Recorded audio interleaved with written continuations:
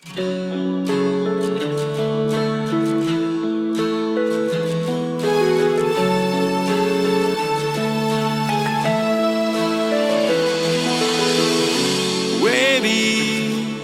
ါလွမ်းလို့ကြိတ်ကွယ်အရင်လိုကလေးဘွာအလားဆုံးသောပကြီးကားလေးပါ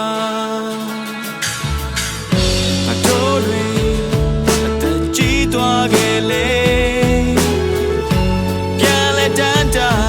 သူပြောခဲ့တဲ့ချိန်လေးများရင်ရောက်နေစေပါ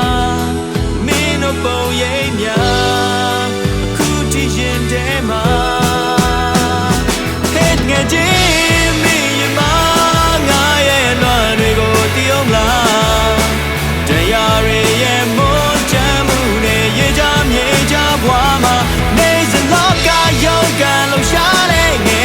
ကြောင်းလေးတွေပြန်စင်စား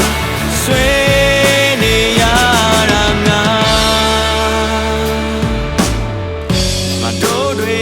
ရဲ့နာကံပေါင်းများစွာလေကတ္တမမုန်တိုင်းကြောင့်ဘယ်သူဘယ်နာတို့ရောက်သွားလေ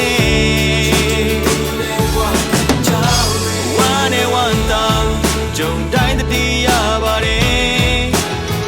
ငယ်ချင်းတို့ဘဝတွေလေရေလိုအေးလိုပန်းလိုမွေးကြပါစေ